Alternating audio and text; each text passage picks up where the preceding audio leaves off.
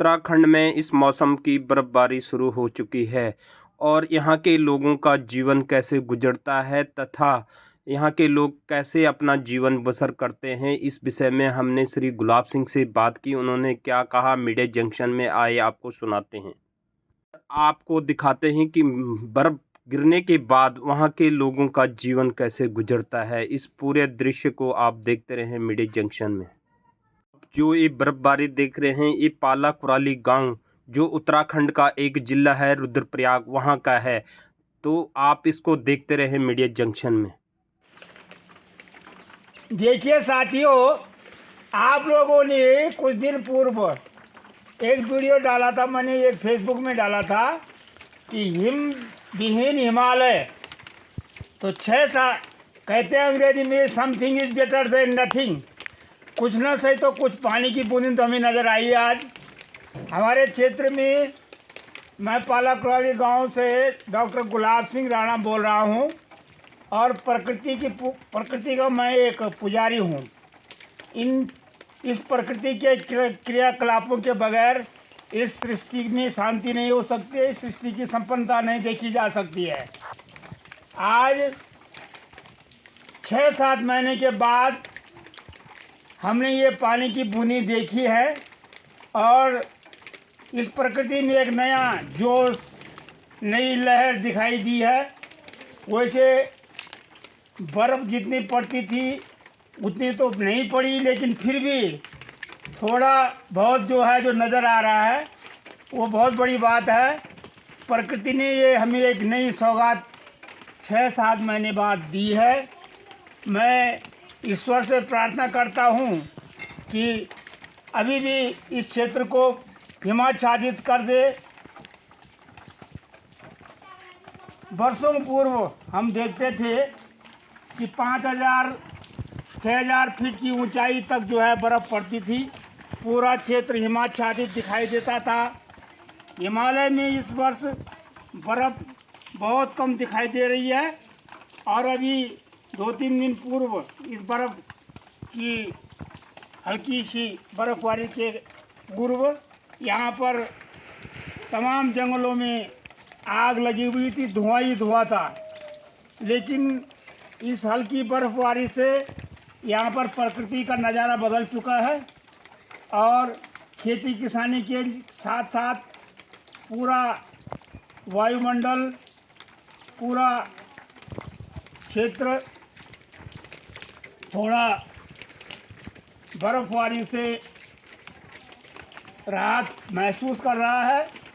तमाम खेती और तमाम जीवधारी, तमाम पशु पक्षी, तमाम वन्य प्राणी थोड़ा राहत महसूस करेंगे और इस प्रकृति के इस वरदान को महसूस करेंगे। यदि प्रकृति रूठ जाएगी तो सृष्टि में कुछ भी होना संभव नहीं है। इसलिए हमें इस प्रकृति के क्रियाकलापों में ही भगवान को ढूंढना होगा, प्रकृति की पूजा करनी होगी, जंगलों को बचाना होगा, पशु पक्षियों और तमाम जीवधारियों पर दया करनी होगी। केवल मनुष्य ही दुनिया में रहेंगे, बचेंगे तो इनका अस्तित्व भी खतरे में आ जाएगा। इसलिए हमें प्रकृति की पूजा सबसे सर्वप्रथम करनी होगी, तभी हम मानव अस्तित्व को भी कायम रहने की कल्पना कर सकते हैं। अन्यथा हम हर जीव को, हर प्राणी को, अपनी जंगलों को, आसपास के जंगलों को नष्ट कर देंगे तो प्रकृति अपनी क्रियाकलापों को भी बदल देगी।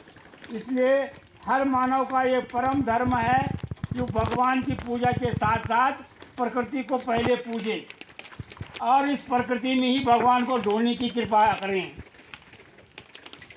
देखिए अभी बर्फबारी हल्की चल ही रही है, आगे मैं आशा करता हूँ कि और भी बर्फ़ पड़ेगी।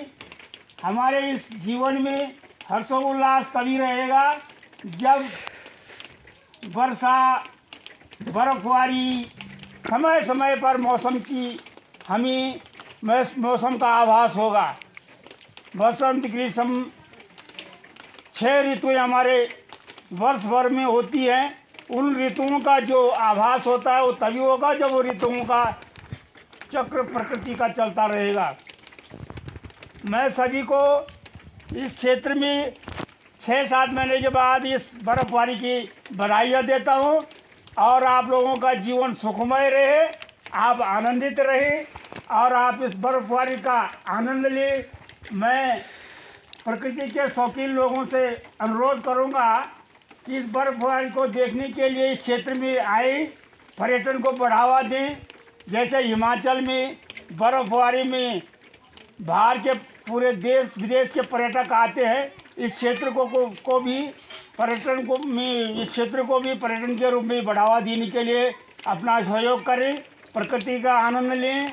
और मैं तो ऐसा महसूस कर रहा हूँ कि 6-7 महीने बाद पानी की बूंदी जो मिली है वो बहुत कुछ हो रहा है, यहाँ बहुत अच्छा लग रहा है और सभी लोग आनंदित हैं और सभी लोग यहाँ पर जो है इस चीज़ का, इस मौसम का आनंद ले रहे हैं। अधिक न कहते हुए मैं तमाम क्षेत्रवासियों को, जहाँ तक भी मेरी आवाज़ जा रही हो, मेरा संदेश पहुँच रहा हो, वो इस प्रकृति के आनंद को लेने के लिए पटांगड़िया, कुंड, चिरबिटिया आदि आदि स्थलों का भ्रमण करें और देखें। धन्यवाद सभी लोगों को, शुभकामनाएं मेरी ओर से, नव वर्ष की शुभकामनाएं। अब मैं फरवरी 1 तारीख को दे रहा हूं। आज फरवरी का पहला दिन है और इस पहले दिन पर मैं आप लोगों को शुभकामनाएं प्रेषित करता हूं। आनंदित रहे, सुखमय रहे, मंगलमय रहें, इन्हीं सब कामनाओं के साथ जय हिंद, जय भारत।